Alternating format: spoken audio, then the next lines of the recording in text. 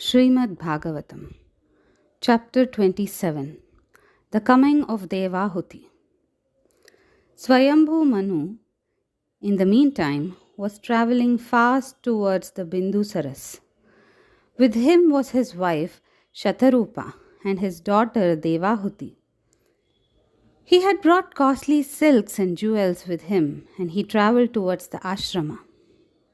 Soon he reached the holy spot. Followed by his servants, who were carrying his gifts, Manu entered the ashrama of Kardama and walked towards him. Kardama had just completed the worship of the fire. He was himself glowing like fire because of the spiritual awakening in him following the sight of the Lord.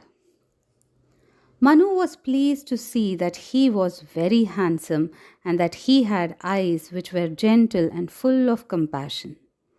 Manu went and prostrated at the feet of Kardama.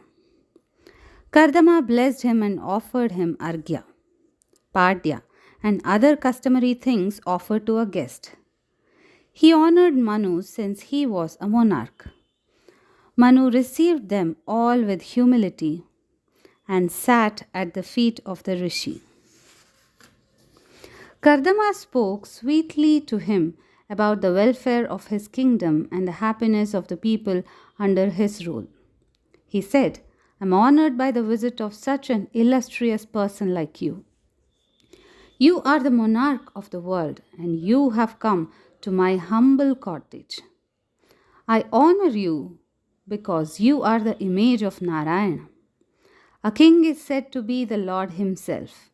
He is said to be the sun, the moon, fire, Indra, Vayu, Yama, Dharma, Varuna, and Narayana. By his prowess, he becomes like the sun. He pleases by the sweetness on the face, and thus he resembles the moon. His power is so great that ordinary mortals cannot approach him, and that is where he resembles Agni, the fire. He rains riches and prosperity on the kingdom he rules, and so a king is said to be like Indra. He should know the innermost thoughts of those who are around him, like the air, Vayu, which can enter everywhere. Destruction of evil is his role, like that of Yama, and protecting the good like Dharma. His dignity and innate greatness are like those of Varuna, and he is the representative of Narayana on the earth. This is the reason why a king should be honored like he is a divine being.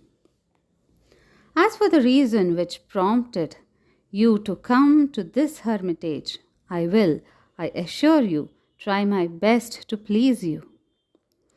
Embarrassed by the words of praise with which Kardama had spoken, Manu spoke humbly.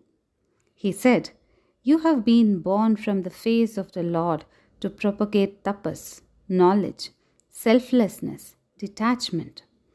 We, Kshatriyas, have been born of the arms of the Lord to protect great souls like you and to help you propagate the lessons you have learnt.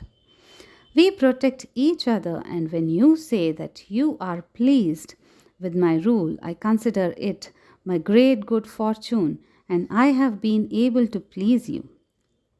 Compassionate as you are sure to listen to my words and grant me what I ask for.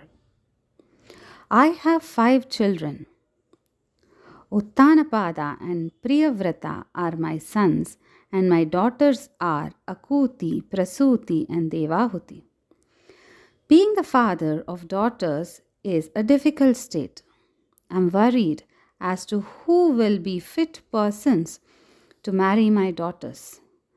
This is my daughter, Devahuti, has heard about you and your glory from Narada, and ever since then she has set her heart on you. She has chosen you as her Lord. Lord Narayana has also instructed me to approach you with this request. I am therefore asking you to grant me my wish. Please accept this child of mine and honor me." Kardama said, I have been thinking of marriage since some time now.